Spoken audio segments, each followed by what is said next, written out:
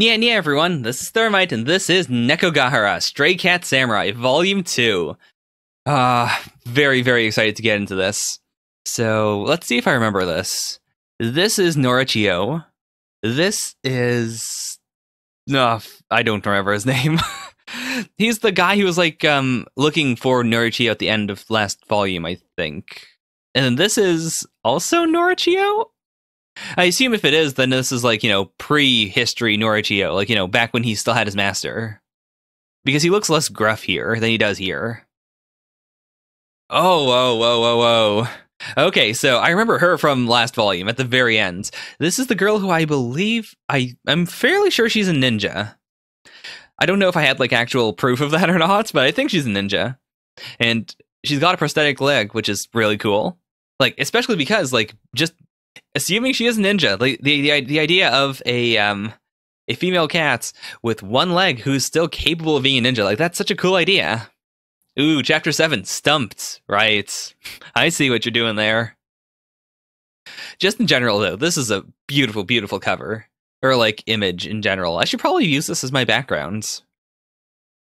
Ooh, I'm definitely using it for the thumbnail, somehow. Alright. So, what have we here? I thought I just sliced a... Oh my god, stumped. Literal stump. Oh my god. That's a really solid pun.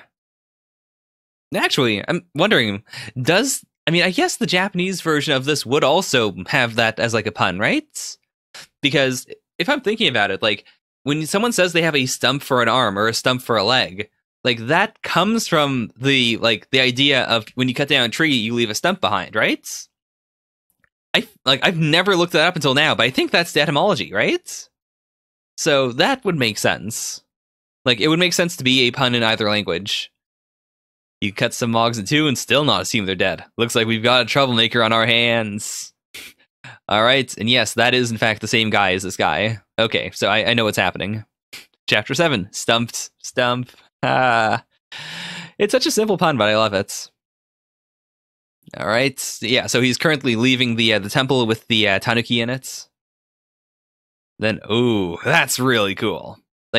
Especially because here she has a very mild coat. It doesn't seem that dark, but it would be dark enough, especially in the darkness. That shot in general just looks so cool.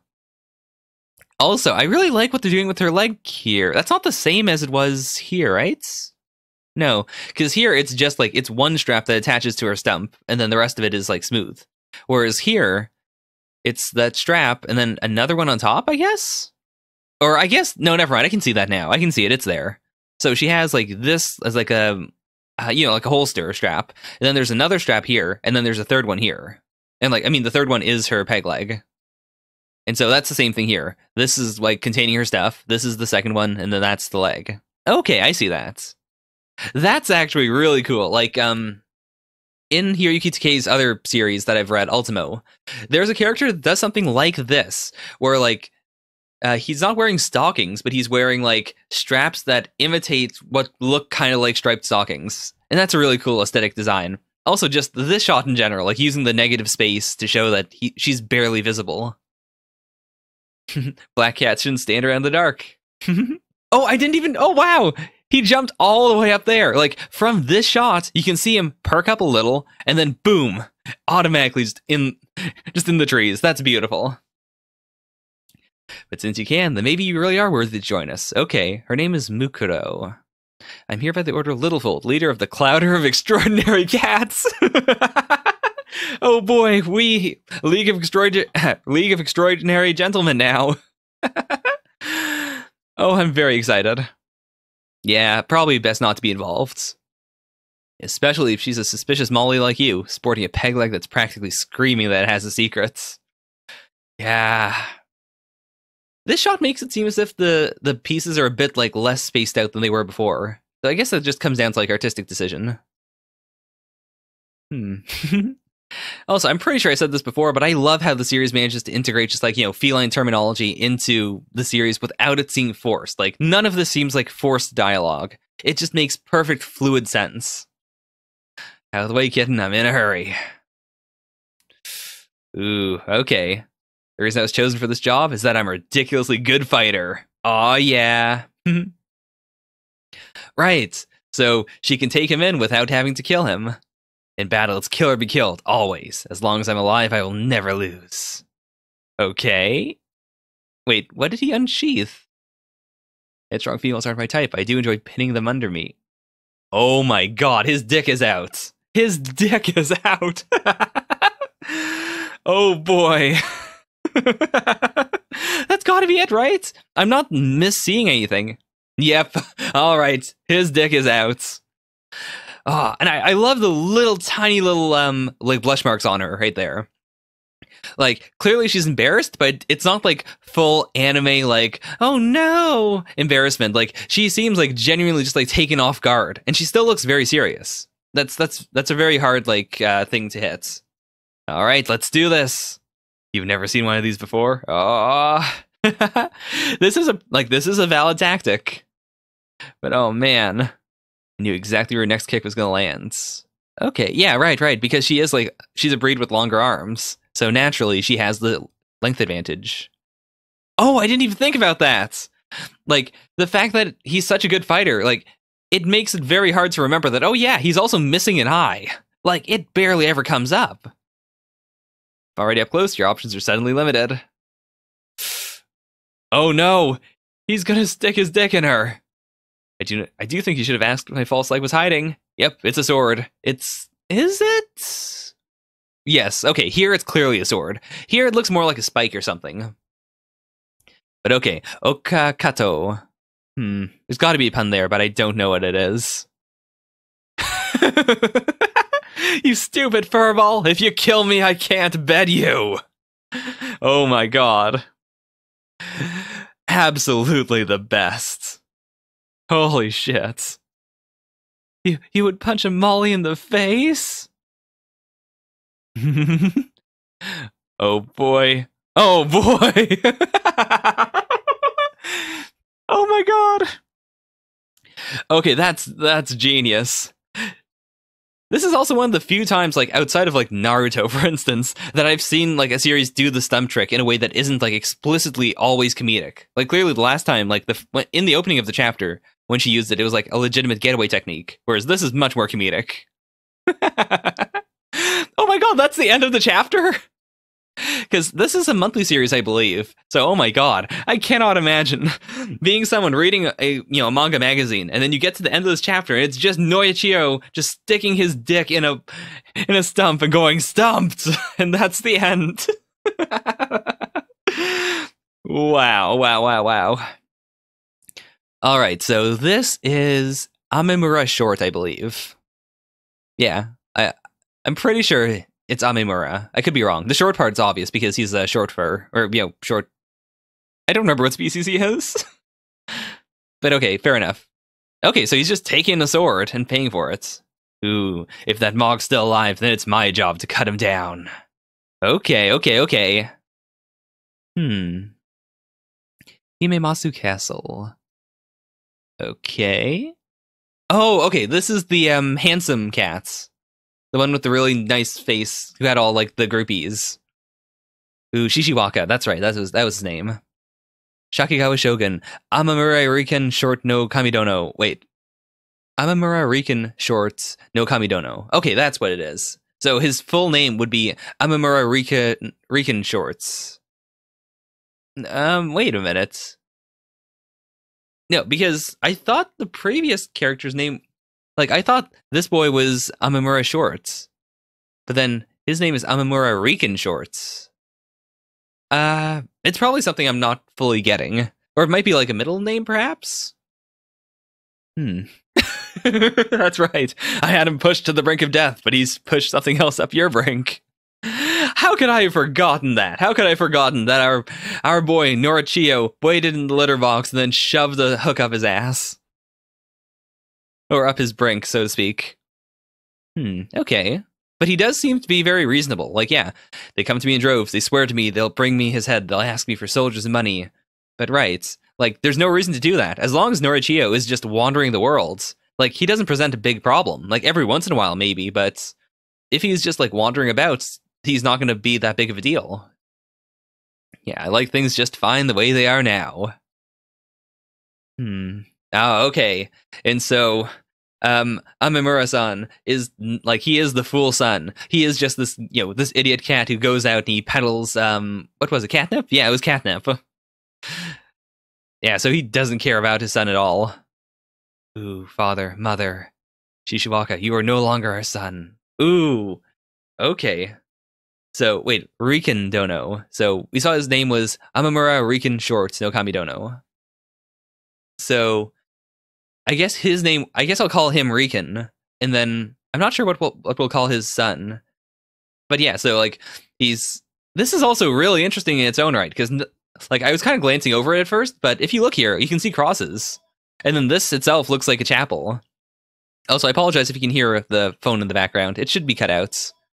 But anyways, like this is very, very like European, which makes sense because he feels like a very sort of like slim European style character in a samurai flick.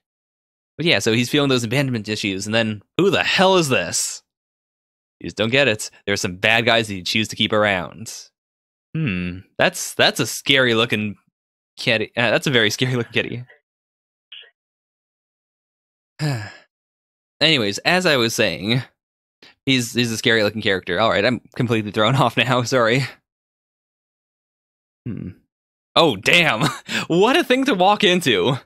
He's alive and kicking and humping a stump already. He's gone way past anything I can imagine. The way that's written is beautiful. He's alive and kicking and humping a stump already. But like, I love the pacing of this too. Like the idea that he fought her, and then wait, did this just happen, or did he decide to just try and finish in the stump anyways? This was a molly until a minute ago. Okay, so I guess he did, like, this is exactly right when the switch happens. Like, give it a minute. Oh, his dick is stuck. That's why. That's why.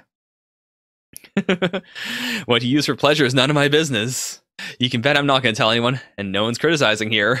This, like, very shoujo shot of the stump. Oh, boy. Okay, and so shinobi, like ninjas, aren't that big of a deal, or like they're mythical. They're not something that everyone would know really exists. Fair enough. It's not the nip making you hallucinate again. Ooh.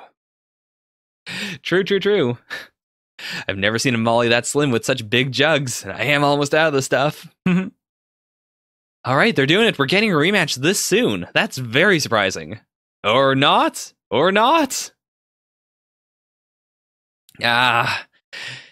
That's one thing I do like about Amamura, is that he is very honorable, but Norichio is not honorable.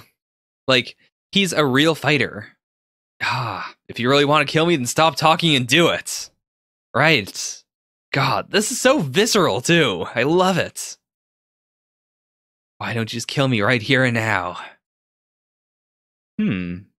Okay, I should kill you, but I didn't even think about it. If I guess I had to say it, it's because you're not stupid. Not stupid? Huh. So, does he mean, like, because Amamura isn't, like, attacking him, because he's not trying to kill him, because he's trying to be honorable, it means that he doesn't have to kill him?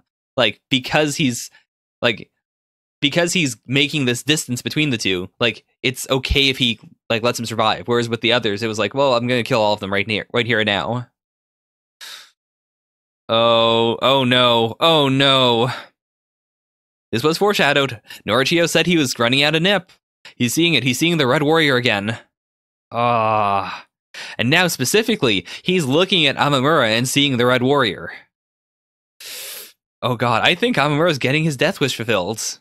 Or like, maybe not, I don't think he's gonna die. Like, so far, he's been almost like the second protagonist of the series. As much as the series kind of has, one, or like a series of recurring characters even. So I think this might, at the very least, push him to death's door. Shortcake, Act 1.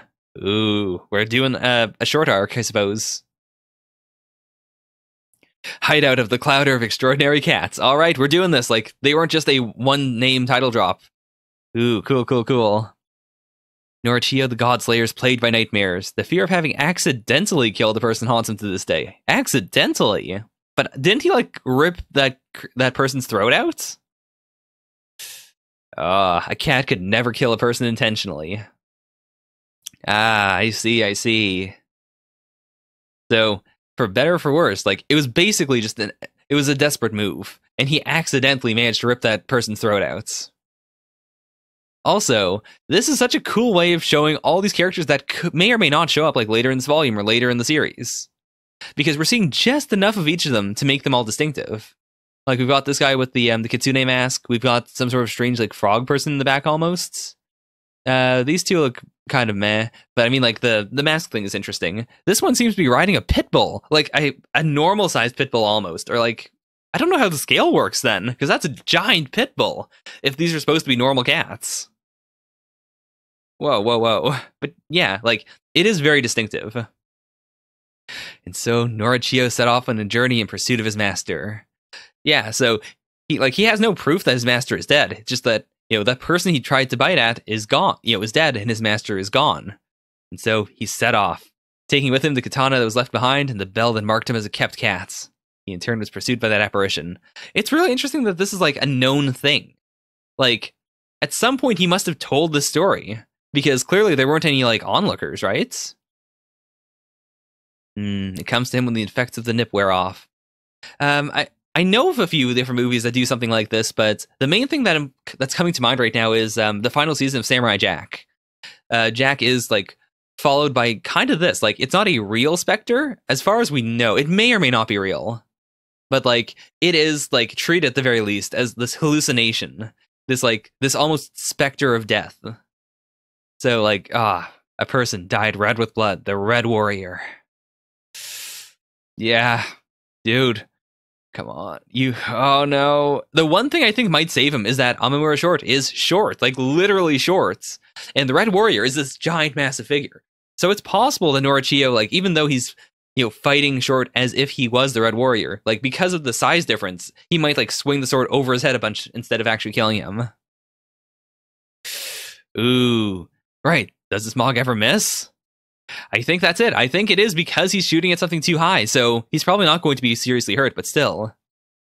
I play his wedged in your armor. Oh shit, he's gonna maul him! He's gonna maul him! Holy shit! What?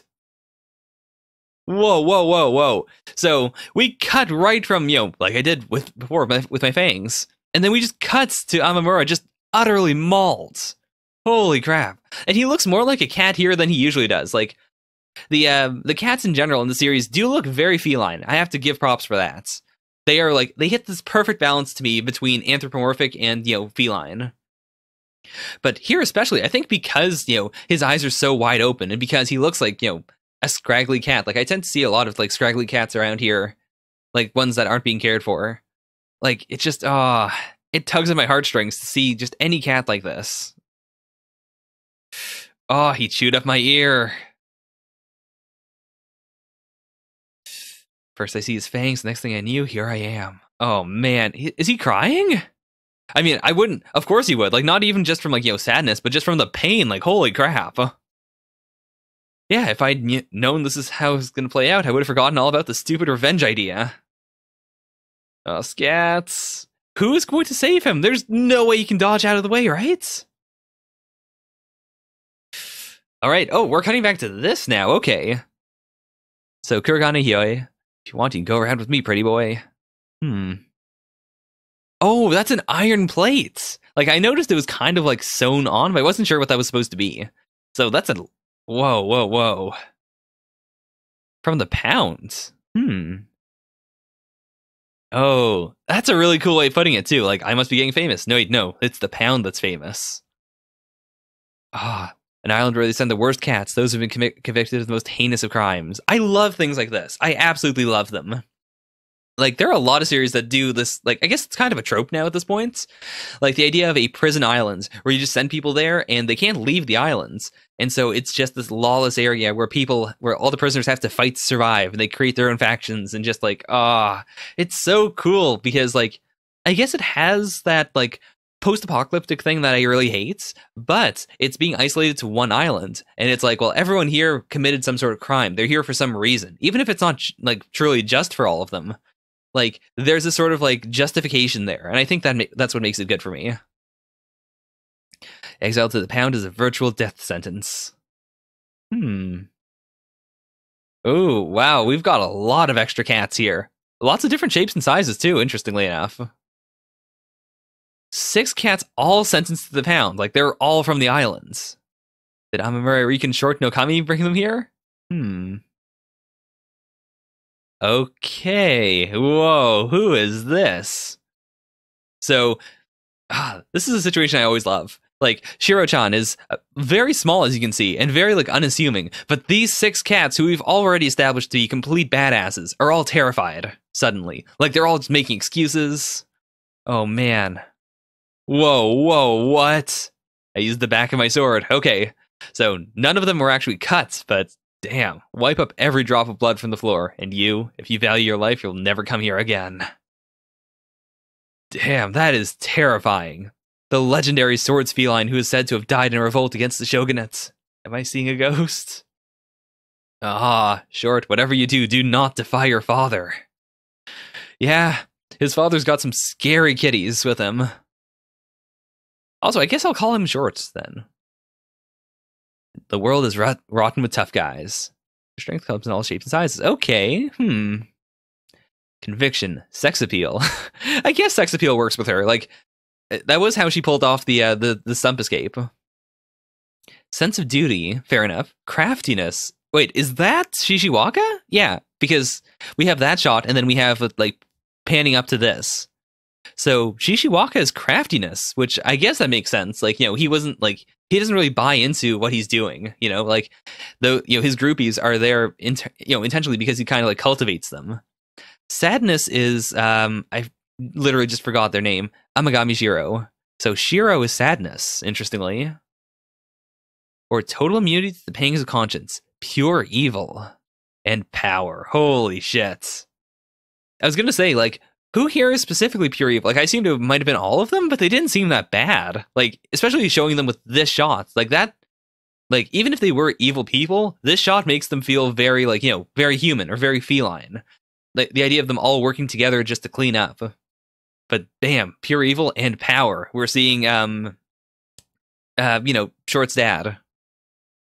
And wouldn't you know it, I ain't even got one of those. Wait, what? So I assumed this was like the narrator, but the world is rotten with tough guy. Oh, this is Short, isn't it? It's Short. Yeah, because I can see it now, like, looking specifically at this, like, the world is rotten with tough guys. There's no way, like, an omniscient narrator would have said that. The rest of it makes sense, and especially because I don't know if Short knows all these people or not. Or I guess it could be like, he's narrating, he's coming up with this monologue himself, but then, like, the author is then, like, inserting pictures that fit with that narration, even though he's not thinking of them at that time. Oh man, I just realized that too. I'm about to be off by some old mog with his junk hanging out. His dick's been out this entire time, since he pulled it out of the stump. Man. What the hell kind of strength moves him forward? It's that bell, right? Yeah, is that it? He's Norichio the Godslayer. That's something that I like especially, the idea that he didn't intentionally kill a god. He didn't kill a person. But because of, doing that, he has this title, this weight that he has to just, bear with. And he can't run away from it. And everyone thinks it's badass. And even to an extent, he might use it as, like, this badass thing in order to get himself out of, sticky situations. But it's not something he brags about. It's not something that he himself thinks is really cool. Yeah, like, of course, Short would only know about this. Did he do it out of loyalty, out of love, or for his own pride? Oh, right. So this is, I believe, if I remember the pun correctly, this is Omiao province. In your eyes, that master must have been one hell of a guy. He looks so brutal there. Oh, that look of realization. I think he's snapping out of it, because the Red Warrior would not have said that. And again, this shot, I remember this, where we had the shot last volume of what I assumed was Norichio, like, just in his master's garden, looking up. And just that peacefulness of being able to see, specifically, this butterfly so close, without it fluttering away. And then his master, his person. My lord. Young Norichio, Norichio, just, like, looking like a normal cat. Oh my gosh. Seriously, this is a beautiful 2-page spread. I don't know if I'll use this as the thumbnail, but I might. I don't know. I don't think this will work very well as a thumbnail.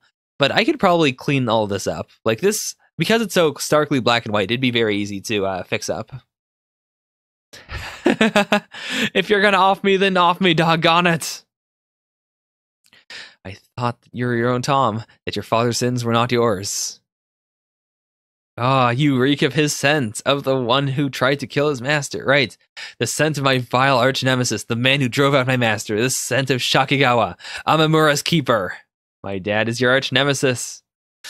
Ah, that crest belongs to Ishidai Tsunari, the lord of Omiao province. Ah. Huh.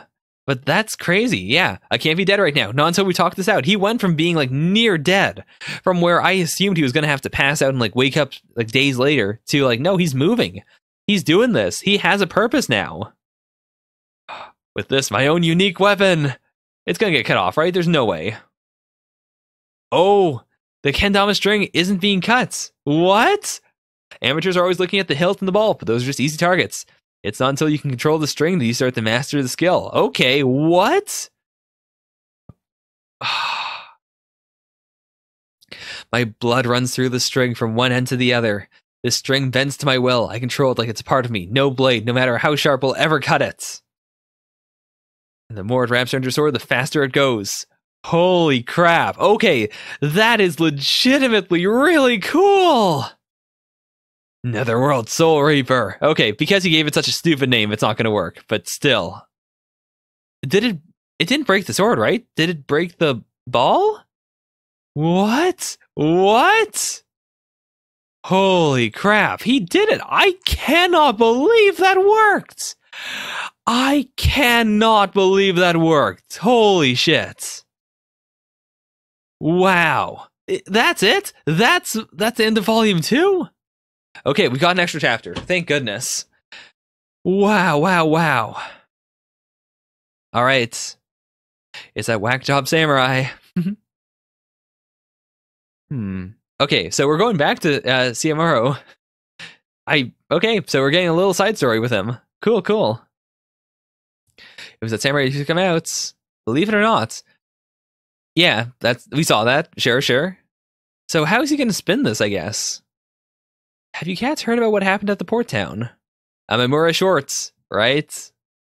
Amamura Rikon's deadbeat son. I guess I should be calling him Short then, not Amamura, because that is his family name. But okay, and yeah, his father's name is Rikon then. So I've got to stop saying Amamura, or it's going to get confusing. Ooh. That doggone kid and his punk friends were a real nuisance. That samurai killed them all, right?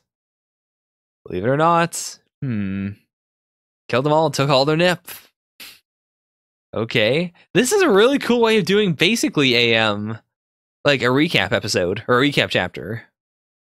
Nori Shichiwaka, alright? The beautiful swords feline. He came to my place to celebrate killing the samurai, but then, believe it or not, that samurai hid in the kitty litter and rammed a hook up his ass.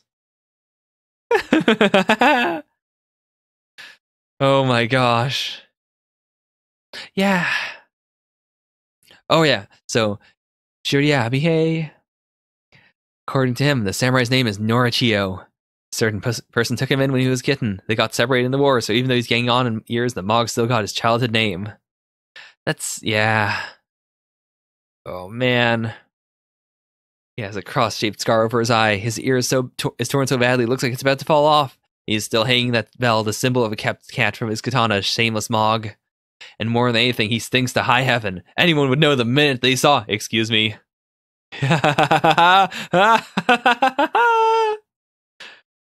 Oh my gosh. That's it, right? That's it. They're all dead. They're all done for. Oh, he didn't do that. That was all in their minds. What in the world? It's just the sheer, like, I've seen this again in a lot of samurai things. Like, just his sheer force made everyone imagine him killing them. This place smells like piss. Oh. No wonder everyone got so quiet when I walked in. So he doesn't even know. He didn't listen into that conversation at all. Sorry to have bothered you. Maybe I should take a bath once in a while. And what in the world? Also, wait a minute. In honor of the Nekogahara Nobunaga's Ambition collaboration. That's Nobunaga's Ambition is a it's an app, right? It's an app. I've heard about this. Okay. In an attempt to vanquish the minor daimyo Oda Nobunaga, Himyagawa Yoshimura Suguru an army of 25,000 to Owari and took up camp at Mount Okehazama. Okay. I guess Nobunaga's Ambition is a little less pun heavy because, especially Okehazama, that is what it's actually called. So, ooh, oh my gosh, so many cats. This event would come to be known as the Battle of Okehazama. Talk about pawful luck. Ooh, meow! What is his lordship thinking? You're a doggone fool, Oda Nobunaga. I will say that's a really cool design. Like, especially like the flare on his coat that looks kind of like cat ears. Oh. Losing this battle is not part of my destiny. I, Oda Nobunaga, will create one realm under one cat. Oda Nobunaga's Ambition. Oh. It looks so cool. If you ask me, this reign is far more formidable to foe than the Fool of Owari. Oh boy. Okay. And like because of the cat puns here, I have to assume that Hiroyuki Takei is writing it like using the vocabulary he uses normally for Nekogahara. Like that's the Nekogahara aspect of this, but like the characters are all, I assume, from Oda Nobunaga or Nobunaga's Ambition. Pardon? Oh my gosh. I knew this torrent would mask our approach. Oh my god. Don't believe it. Our lordship really defeated the famous Imigawa Yoshimoto. I will create one realm under one cat. This is Nobunaga's Ambition. In the Warring States era, warlord fought warlord for supremacy. The feline commanders shed each other's blood in the climb to the top. In the end, the one to gain the entire nation would be Oda Nobunaga's Ambition. That is a fantastic color page, or not color page, but just like a page in general. My gosh. Okay, Wakizashi. I didn't even think about the fact they didn't translate that. Like, honestly, I think the series should translate less, weirdly enough, because it is so like steeped in actual like Japan, like Sengoku era like terminology. Oh, it means heel as in the heel of the foots. Ah, these puns. Okay, so it's like Himeji Castle, but it's not actually Himeji Castle. Okay, Sockeye Salmon. Fair enough. I used the back of my sword. Yeah, just to teach him a lesson. Okay. Jikoku no Kama Otoshi. So Netherworld, Sickle Drop. Oh, okay, so it's like a sickle and chain. Huh. Right. Netherworld, Soul Reaper. Oh, that's really smart. That's actually insanely smart. Oh, was it? I didn't know that. I've heard about Nobunaga's Ambition, but okay. Huh. If it's still available, I might check it out. Success story in the making. Okay, the feline version of one translation of the historical slogan Tenka Fubu, one realm under one sword, because he wanted to unify Japan. That was his whole thing. So this is one realm under one cat. Okay, wow. So that was Nekogahara Volume 2. I'm really glad we had that extra stuff at the end because my gosh, this volume flew by. I guess because like if it is I don't know. I thought, because it would have been 1 to 6 before, so 7 to 11 is still like that's about normal. This is just extra stuff. And yet, wow, it felt way shorter. I will say, it is everything I wanted from the series and more. We're not doing anything too ambitious. We're not going to try and, destroy the world or anything. And I really like that. I like that it is this very down-to-earth samurai story that just is in a world where cats are samurai. I don't have anything else really to say about it apart from just like I love all the characters so far. And I think that like that recap chapter, Bearing Trouble Away by Bearing Tales, that was genius. Like for a series that didn't really need a recap, that was a beautiful way to do a recap anyways. Wow, wow, wow, wow, wow. Alright, so that was Nekogahara. I am loving it. It's going to take a lot of restraint to not read the final volume really soon, because I just finished Ultimo, but I want to save the final volume for like a little something later perhaps, you know? Wow, but I'm loving it. I am absolutely loving it. Bye for now. Nya nya.